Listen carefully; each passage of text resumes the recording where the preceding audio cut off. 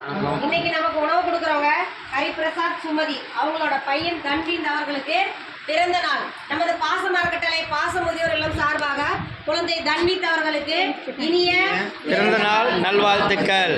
ஹரிபிரசாத் சுமதி தம்பதியருக்கும் குழந்தை தன்வீத் அவர்களுக்கும் உணவு கொடுக்குற அவங்க குடும்பம், தொழில், வாழ்க்கையில் அனைத்து செல்வம் பெற்று நீடூழி வாழ நமது பாச அறக்கட்டளை பாச முதியோர் இல்லம் சார்பாக இறைவன் கிட்ட ஒரு பிரார்த்தனை வச்சுக்கலாம்.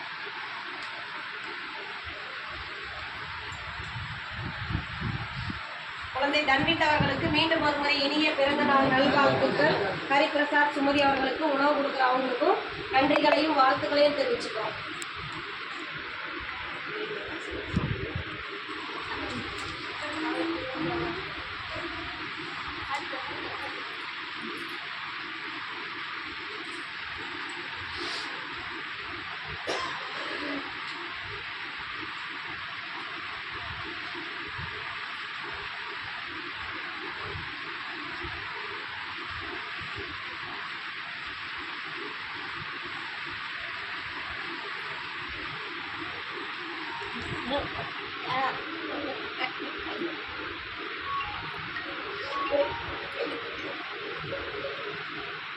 ஹரிபிரசாத் சுமதி அவர்களுக்கு மீண்டும் ஒரு முறை நன்றிகளையும் வாழ்த்துக்களையும் தெரிவிச்சுக்கிறோம். இந்த நேரத்தில் இங்கே வந்திருக்கிற அனைத்து நண்பர்களுக்கும் நாங்கள் ஒரு கோரிக்கை வைக்கிறோம். என்னன்னு கேட்டீங்கன்னா,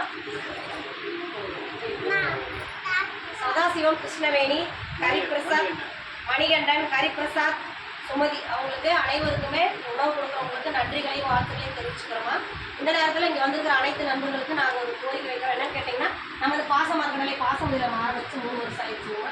நிறைய பேர் நீங்கள் வந்தாலும் இடம் சொல்லி கொடுத்தாங்க. நாங்கள் இடம் சொந்தமாக வந்து கட்டடம் அமைக்கலாம் இருக்கோம். உன்னால் முடிஞ்ச உதவி செஞ்சுக்கலாம். நீங்கள் மட்டும் இல்லாமல் உறவினர்கள், நீங்கள் ஒர்க் போனால் அந்த இடத்துல சுயதொழில் செஞ்சால் வர வாடிக்கையாளர்கிட்ட இந்த மாதிரி ஒரு முதியோர் எல்லாருக்கும் இங்கே 40 மணி பக்கம் இருக்காங்க.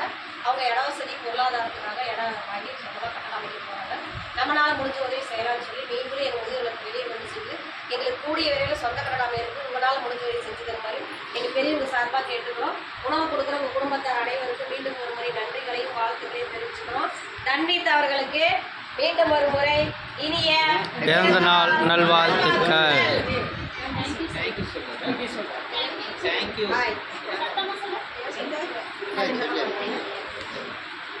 வாங்க சாப்பிடலாம்.